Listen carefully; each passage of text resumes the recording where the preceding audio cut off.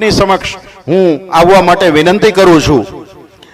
આદરણીય બહેન શ્રી તૃપ્તિબા રાઓલ, જે મહિલા અગ્રણી છે ગુજરાત રાજપૂત સંકલન સમિતિમાં, બેનને હું વિનંતી કરું છું, બેનબા આપનું વક્તવ્ય આ વિષયના સંદર્ભે આપ આપશો. ધન્યવાદ. જય માતાજી, જય ભવાની. સેવક ધુણિયાના મુકામે અને ચિરંજીવી ખૂબ વાલા દીકરા કૃષ્ણપાલસિંહજીના જન્મદિવસ નિમિત્તે અહીં જ્યારે આપણે ગોપાલદીપ પ્રવેશદ્વારના લોકાર્પણ માટે એકઠા થયા હોય અને જેમણે મારા ને તમારા નામ પાછળ અને આપણે જે મૂળથી જોડાયેલા છે, આપણો ઇતિહાસ છે, જેને સાચવી રાખ્યો છે, જે ધરોહર સાચવી રાખ્યો છે, એવા વહીવંચા સૌ સન્માનનીય બારોટજીના, રાજ બારોટજીના સન્માન માટે આપણે જે અહીંયા એકત્રિત થયા છે, ત્યારે અહીં જેમને સાંભળીને આમ તો હવે હું કદાચ બોલી ન શકું એ ઓલામાં છું, કારણ કે સ્વામીશ્રીએ જે કંઈ પણ વાત કરી, હું અહીંયા એમને વંદન કરું છું, વધાવું છું. એક ક્ષત્રિયાણી તરીકે આપને એક ખાતરી પણ આપું છું કે આપે જે કંઈ અહીંયા વાતો કરી, શાસ્ત્ર ધર્મની વાતો કરી, કારણ કે હું એવું માનું કે કોઈ પણ સમાજ હોય એનો પાયો અથવા એનું જતન કરવાની મુખ્ય જવાબદારી સ્ત્રી વર્ગની હોય, ત્યારે આપને બાપુ અહીંયા હું બાહેધરી આપું છું એક ક્ષત્રિયાણી તરીકે કે અમારાથી બનતા પૂરા પ્રયત્નો અમે કરશું આધુનિક જીવનમાં. બાપુને વંદન. કાર્યક્રમના અધ્યક્ષ અને જામનગર રાજપૂત સમાજ, દ્વારકા રાજપૂત સમાજના પ્રમુખ શ્રી ભાઈ શ્રી PS જાડેજા સાહેબ, હાલાર પંથકનો વિસામો જેને કહી શકાય અને ક્ષત્રિય સમાજનું એક ગૌરવવંતું નામ એવા આદરણીય શ્રી હકુબા સાહેબ, મારા મોટાભાઈ ભાઈ શ્રી બ્રિજરાજસિંહભાઈ, મંચસ્વ સર્વ મહાનુભાવો, અમારા વેવાઈ શ્રી ગોભા દાદા, મંચસ્વ બિરાજમાન સર્વ મહાનુભાવો, સૌના નામ નથી લેતી, સન્માનીય સૌ મંચ, ધુણિયા ગામના સૌ વડીલો, માતાઓ અને મારો વહાલો યુવા વર્ગ. આમ તો 21મી સદી છે અને બાપુએ જે કંઈ ચિંતા વ્યક્ત કરી હું એની સાક્ષી પુરાવું છું, પણ આજના સમયમાં જ્યારે યુવા પેઢી માટે અઘરું છે, કારણ કે મારો ને તમારું બાળપણ કદાચ એવા સમયમાં વીત્યું છે, કારણ કે આપણે એક ચોક્કસ સમૂહમાં મોટા થયા છીએ, આપણું મિત્ર વર્ગ એક ચોક્કસ હતું, ગામના પાદરમાં રમીને મોટા થયા છીએ, એટલે આપણું જે મિત્ર વર્ગ હતું, જે કંઈ વ્યવસ્થા હતી એ આપણી માટે બહુ સારું હતું, એટલે આપણા શાસ્ત્ર ધર્મ સાથે આપણે જોડાઈને રહ્યા છીએ. હું કોણ છું, મારા ગામના પાળિયા, ત્યાં હું રમીને મોટી થઈ હોય એટલે મેં સતત એ જોયા હોય, એટલે મને ખબર હોય કે એ કોણ છે, મારી 7 પેઢી મને ખબર હોય. પણ આજનો સમય બદલાણો છે, યુવા પેઢીના પડકારો પણ બદલાણા છે, ત્યારે જ્યારે જેને આપણો ઇતિહાસ સાચ્યો છે, કારણ કે હું માનું કે જો ઇતિહાસનું જતન કરવું હોય તો જે આપણા ઇતિહાસને સાચવી રાખે છે એમનું સન્માન થવું જોઈએ. તો હું ભાઈ શ્રી પ્રવીણસિંહભાઈ અને પરિવારને આવા સુંદર આયોજન માટે ખૂબ ખૂબ શુભેચ્છા પાઠવું છું, કારણ કે આની પહેલાં પણ હું શ્રાવણ મહિનામાં આવી હતી ત્યારે પરિવારની ભાવના શું કહી શકાય એની માટેનું સુંદર આયોજન પ્રવીણસિંહભાઈના પરિવારે કર્યું હતું.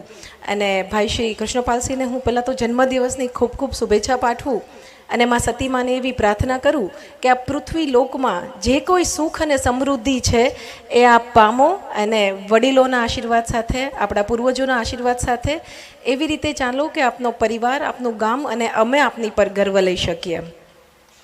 અહીં સૌ બારોટજીની જ્યારે વાત થાય, હું મારું નાનપણ યાદ કરું, હું સૌ બારોટજીને કહેવા માગું કે મારું નાનપણ, હું ચુડાસમાની દીકરી છું અને મને યાદ છે કે અમે નાના હતા ને બારોટજી ગામમાં આવતા મહિનો રોકાતા, મહિનો રોકાય અને જાણે ગામમાં ભગવાન પધાર્યા હોય એવી આગતા સ્વાગતા એમની થતી. અને મને હજી પણ એ શબ્દો યાદ છે કે એવું કે તમારા રોટલામાં અમારો ભાગ છે, આપણો રોટલો છે એનો અડધો રોટલાનો ભાગ, જે માનવંતા બારોટજીઓ બેઠા છે. અને અહીં મને ખ્યાલ છે આપણે જે અત્યારે વાત કરી એ સિવાય પણ એક રાણી મગા બારોટજી કે જે આપણા ઘરમાં, કારણ કે અહીં જે આપણે બારોટજીની વાત કરીએ છીએ વંશ વહેલો સાચવે, પણ બીજા એક બારોટજી રાણી મગા બારોટજી કહેવાય કે આપના ત્યાં લગ્ન થાય એટલે રાણી જે ઘરમાં આવે છે, પુત્રવધુ જે આવે છે, એનું કુળ ક્યાં છે એની જે યાદી ચડાવે એને રાણી મગા બારોટજી કહેવાય. અને જે કહેવાય કે સવાગોનો અધિકાર એ રાણી મગા જે બારોટજી હોય એમને હોય. આ બધા વચ્ચે હું મોટી થઈ છું, આપણે મોટા થયા છે એટલે આપણને ખબર છે, પણ બાળકોને નથી ખબર. તો જ્યારે છેલ્લે સેવક ધૂણિયા જે કાર્યક્રમ હતો ને ત્યારે હું આવી હતી ને મેં મારા વક્તવ્યમાં કીધું હતું કે આપણા ડ્રોઈંગ રૂમમાં આપણો જે આંબો હોય 7 પેઢીનો એટલીસ્ટ મિનિમમ આંબો મુકાવવો જોઈએ કે બાળકોને ખબર પડે. એ વિડીયો ખૂબ વાયરલ થયો અને આપ માનશો છેલ્લા 1 વર્ષમાં એટલા બધા ફોન આવ્યા કે આંબો કેવી રીતે બનાવી શકાય, કારણ કે આર્થિક ઉપાર્જન માટે લોકો શહેર છોડીને ગયા હોય, પછી બાળકોને 7 પેઢીની ખબર ના હોય તો એ કઈ રીતે કરી શકાય એની માટેનું એક ઉદાહરણ પરિવાર ભાવનાનું પ્રવીણસિંહભાઈના પરિવારે કર્યું હતું. આજે એક બીજું ઉદાહરણ પ્રસ્થાપિત કર્યું છે, કારણ કે બારોટજી કોને કહેવાય એ કદાચ નવી પેઢીને ખબર પણ નથી. તો આવું જ્યારે છાત્ર ધર્મની વાત કરીએ, કારણ કે હું ને તમે હંમેશા સતત ફરિયાદો કરતા હોય, મને એક બીજી વિનંતી પણ કરવી છે. નાના મોઢે મોટી વાત કરું છું અને બાપુએ બોલી દીધા પછી કદાચ મારે કાંઈ ના કહેવું પડે, પણ મને કહેવું છે, કારણ કે જ્યારે હું જાહેર જીવનમાં આવું છું, હું મંચ પર બેસું છું અથવા મંચ પરથી જ્યારે સાંભળું છું ત્યારે સતત આપણે ફરિયાદો કરતા હોય કે આપણે હવે આમ નથી રહ્યા, ક્ષત્રિયો આમ નથી રહ્યા, એકબીજાના પગ ખેંચીએ છીએ, આપણું મૂળ ભૂલાઈ ગયું છે, કુળ ભૂલાઈ ગયું છે. ના, બિલકુલ નહીં. હું એક વિનંતી કરું છું કે જ્યારે પણ મંચ પરથી વાત થાય, બાપુએ બહુ સારી પોઝિટિવ વાતો કરી, તો સકારાત્મક અભિગમથી વાત થાય, કારણ કે જ્યારે બીજા વર્ગમાં જઈએ છીએ, બીજા સમાજમાં જઈએ છીએ, ત્યારે જે ચિંતા છે એ સમાજની, કારણ કે સાંપ્રત સમયના જે પ્રશ્નો છે ને દરેક સમાજના છે, એ આપણને પણ અડ્યા છે, પણ માત્ર 0.1% અડ્યા છે, એટલા બધા નથી. કારણ કે સૌ બારોટ જ્યાં બિરાજમાન છે ને એમને ખબર હશે કે જ્યારે રાણીમગામાં યાદી ચડે છે આપણા સમાજમાં પણ ક્યાંક, કારણ કે પહેલાં તો 4 કુળ ઉજળા જોઈને આપણે ચાલતા, દીકરી દેવી હોય કે લેવી હોય ત્યારે જોતા કે એમનું મોસાળ ક્યાં છે, એમના માતાનું મોસાળ ક્યાં છે, પિતાનું મોસાળ ક્યાં છે. હવે કદાચ પહેલી બીજી પેઢી ચોખ્ખી ના મળે એવા દાખલાઓ છે આપણા સમાજમાં, પણ માત્ર 1% છે. આપણો કુળ બહુ ઉજળો છે અને મને ખૂબ ગર્વ થાય કે અહીંયા જે વડીલો બિરાજમાન છે અને પ્રવીણસિંહભાઈ ધુણિયા ગામ અને અહીં સૌ વડીલો છે જે સતત ચિંતા કરે છે, મને ને તમને આવો મંચ આપે છે. અને મને ખાસ બહેનો માટે અહીંયા જ્યારે છે અને મારો વિષય હોય ત્યારે મને કહેવું પડે કે હું પહેલાં તો હું જે કાંઈ કહીશ હું એવું માનું કે હું ઉપદેશ આપું, પણ જો હું ઉદાહરણ ન બની શકું, કારણ કે જાહેર જીવનની હું માણસ છું. તૃપ્તિભાઈ આ મંચ પરથી કંઈ પણ બોલે, પણ હું મારા જાહેર અંગત જીવનમાં એવી ના હોય તો હું ઉપદેશ આપું અને હું ઉદાહરણ ન બનું. પણ મારે આપને કહેવું છે કે જ્યારે મારા જેવી દીકરીઓ અથવા અહીંયા જે કોઈ વાત થઈ કે શિક્ષણની વાત થઈ, હવે આપણા દીકરીઓ અધિકારી કક્ષાએ છે, ડૉક્ટર છે, પ્રવીણસિંહ સાહેબે સરસ વાત કરી, તો આ બધા દીકરીઓ જ્યારે તમે જાહેર જીવનમાં જાઓ છો ને, તૃપ્તિબાનો પગ જરાક વાંકો પડ્યો ને ત્યારે તૃપ્તિબા જેવી બીજી અહીંયા બેસેલી હજારો દીકરીઓને ઘરની બહાર નીકળવાનું બંધ થઈ જશે. જરૂરી શું છે, મારી અને અહીં જે જાહેર મંચ પર બેસે છે અથવા આર્થિક રીતે જે તમે જે કોઈ ફિલ્ડમાં અત્યારે આગળ વધો છો ત્યાં જઈને તમારું છાત્રત્વ તમે જાળવો, ત્યારે બીજી ઘણી બધી દીકરીઓ માટે એજ્યુકેશનના દરવાજા ખુલ્લે છે, નોકરી માટેના દરવાજા ખુલ્લે છે. કારણ કે એકાદ એવો બનાવ બની જાય, સ્વાભાવિક છે, પિતા છે, માતા છે, ગામના વડીલો છે, ચિંતા થાય ત્યારે એ ચિંતા એમને ખાઈ જાય અને બીજી ઘણી બધી દીકરીઓને પાછી પગે બેડીઓ બંધાઈ જતી હોય છે. તો બહેનોને દીકરીઓને આપને વિનંતી કરું કે આપની પાછળ, મારી પાછળ જે બા નામ શબ્દ જે લાગે છે ને એનો બહુ ભાર છે. વડીલો બહુ વિશ્વાસ સાથે આપને જાહેર જીવનમાં મોકલે છે. પરિવારની વાત થાય, મેં હમણાં હું એક કાર્યક્રમ માટે મછલીવડ ગયેલી, મને ખૂબ આનંદ થાય કહેતા, અને મેં કીધું હતું કે હું દરેક જગ્યાએ દાખલો આપીશ કે એક પણ આંતરજ્ઞાતીય એક ઉદાહરણ નહીં, એક પણ છૂટાછેડાનું ઉદાહરણ નહીં અને એક આત્મહત્યાનું ઉદાહરણ નહીં. આવું એક સુંદર આપણું ગામ મછલીવડ.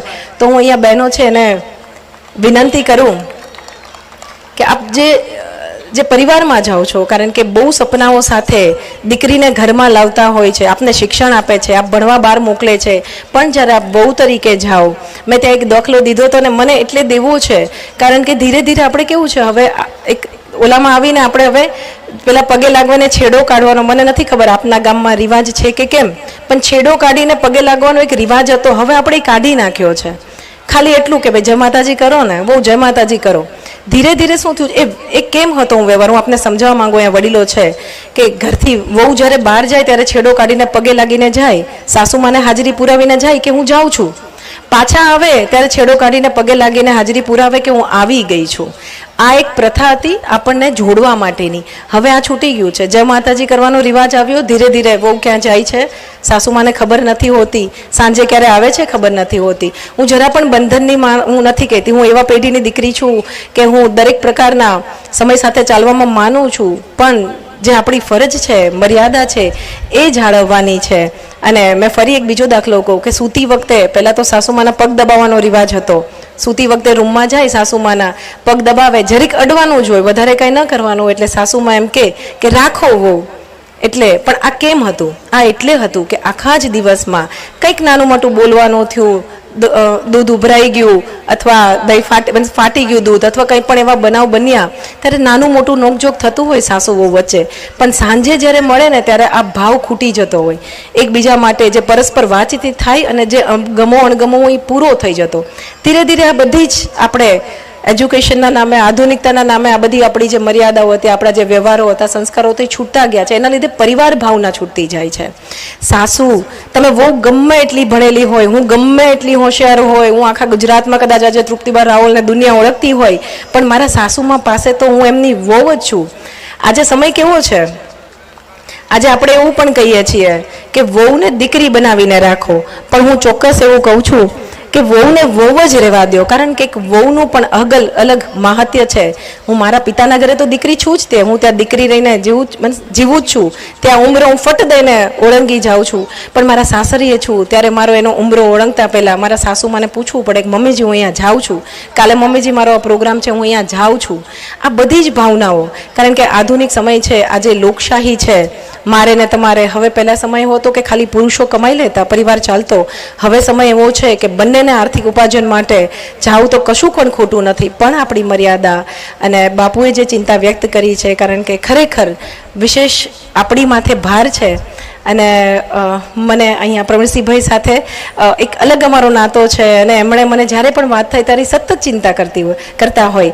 અને આ મને એમણે જ્યારે બારોટજીવાળી વાત કરી ત્યારે મેં એવું કીધું કે મને યાદ છે કે થોડા ટાઈમ પહેલાં મારા પરિવારમાં જ્યારે એક બારોટજી આવ્યા હતા, મતલબ મારા ત્યાંના, અને એમણે મને જે શબ્દો કીધા, મેં જે કીધું કે આપણા રોટલામાં એમનો ભાગ છે. તો આ જે ભાવના હતી, આહિર સમાજ છે, બધા જ સમાજો સાથે આપણી ભાવના હતી.